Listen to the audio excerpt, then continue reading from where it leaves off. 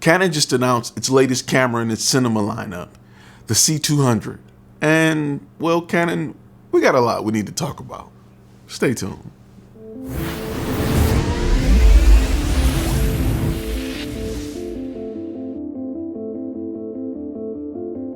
What's going on, guys? My name is Todd Turner, one of the creative directors here at Flash Film Media and a former Army combat photographer, and today we're going to get into the juicy news of the Canon C200. Let's talk about it. Let's get the good out of the way first, because there's a lot of good with this camera. This camera is quite amazing. It is quite amazing. We're going to talk about some other stuff later, but let's talk about the specs of the C200. What I like about the C200 is finally it feels like Canon is embracing 4K. The C200 offers 4K at 60 frames per second. What's great about this camera is it records RAW internally, which is great. The only downside of that is you have to have CFast cards, which are very expensive right now. But it gives you this feature internally. Very few cameras give you the capability to record RAW internally, really in this price range outside of the Blackmagics right now. So the fact that it gives you that under 10,000, there's some pros and cons to it. But it's great to look at your stat sheet and see it there. What's not great is CFast right now. But you got to keep the size small, so I totally understand. And you're kind of making it future-proof. The C200 has up to 15 stops at dynamic range. So you have to understand that it comes with the same sensor that's found in the C700, which is their flagship top-of-the-line camera. So I have no doubt that the C200 will produce great image quality. Probably some of the best image quality you can get under $10,000. With 15 stops at dynamic range, it's going to be great. It's probably going to be really good in low light. It's probably going to be one of the best cameras in low light that's available outside of the crazy low light cameras like the A7S. I think the C200 will offer great image quality, great low light performance, and I think the dual pixel autofocus on Canons is the best autofocus you can find on any camera right now. In fact, it's to the point where I feel like it's taking autofocus as something that professionals would never use to something that they're really considering using. And if you're filming an interview, and we do a lot of interviews, and you have people that rock, it's nice to lock it on their face and not worry about it. And some cameras tend to hunt. They hunt a lot. So, you know, I think dual pixel autofocus is the best in the industry right now. And those three things I think are the key things about the C200. Dual pixel autofocus, great sensor, low light capability. And if you're big on Canon, you probably say color science. Color science is a big deal to a lot of people, and I can understand why. Canon color science looks great. Let's just be real. I think at the price point of $7,500, it's a decent camera. But there's a few bones I have to pick with you, Canon. I feel like Canon's they're not influencing the market enough. They're putting out just enough to be relevant with this camera. This was their opportunity to blow the competition out of the water. And I feel like they're just not in a rush to be exciting. I feel like they're like, okay, you guys are asking for it. We're tired of hearing about it. Here. I think that at that price point, I may still go with it like a FS5, because if you have an FS5 with an external recorder, you're getting a lot more, in my opinion, than you're getting with the Canon. The only thing the Canon has above the FS5 at that price point, honestly, in my opinion, is color science, if you are a Canon guy, but there's ways around that. And really good dual pixel autofocus. Now, the FS5 has great autofocus. In fact, we're using it now. That's about it. Dual pixel autofocus is great.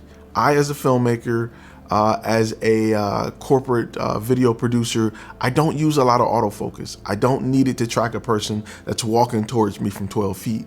That's just not a real world situation I need it in. And I'd much rather control my focus if I'm filming a short film or a movie where I need that to happen, because there are times where I need focus to jump back and forth or do things other than focus on the face.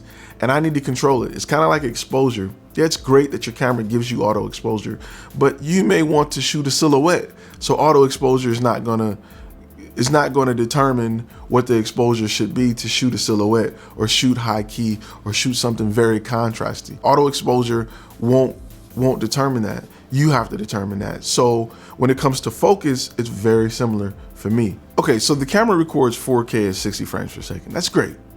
That's great. Out of my FS5, I can get 120 frames per second in burst mode. Is that a big deal? Do I use it a lot? Probably not. But if I'm looking at these cameras side by side, and one is $1,500 more than the other, at least $1,500 more than the other, and I see that capability, I'm gonna probably go with the inexpensive model. The FS5 is smaller, and you still have to add certain things to get certain features like a recorder. But with these cameras, you're not really going to use the monitor. The monitors, they're never great. So to add like an Adamus Inferno or any type of Adamus with it that gives you just a better viewing experience and the ability to record is kind of a no-brainer. Like, I expect to do it with every camera purchase that I make. So to me, it's not an added cost. It's something that I'm going to do regardless. I think the C200 would be a great camera. I think it's too little too late. If you are a straight up Canon guy and you love the color science and you need autofocus, yes, go get it. If you're not married to those things, if you want a lot of other features like electronic ND filter, the ability to shoot 120 frames per second burst in 4K, or to shoot 240 frames per second continuous in 2K, there's other places you can go and spend less money. Canon, I feel like they're not trying to be innovative. They're just trying to keep up. And that's always scary, especially when you have a competitor like Sony that's trying to blow out the competition every single iteration of their cameras, with the exception to the FS7 Mark II. But I think that the C200 will be a great camera for a certain market. It'll probably sell good because it's Canon, and there's a lot of people out there that's not looking at specs, that's not working with other cameras. They're just seeing Canon new and they're swiping their card, and they're not thinking about what they're getting for their money, and they will defend it until the end of time. And that's just what certain people do. I myself think that if you're the type of content creator like myself that like to find new brands, like to get the best bang for your buck and see what else is out there, this may not be the camera for you. There's just too much other stuff that's out. There's just too much. I would personally rather have an Ursa Mini, an FS5, or a little bit more FS7 before the C200. But I see what they're doing. I think it's big for Canon, but I think that it tells me in plain black and white that these guys they're on their heels a little bit. They have too many cameras out. So the C200 may be great for you. If you're a Canon guy, you need the color science, autofocus is a must, go for it. If you're looking for other features, there's definitely a lot of other cameras out and lower price points that can provide you with a great image and a lot of other features depending on your style of shooting. If you're running gun, if it's cinema, there's different things available. All right, guys, see you guys next week. And I'm gonna ask you to do what I ask you to do every single week. Like, share, subscribe. See you next week. Flash Film Media, inspired by passion, driven by results.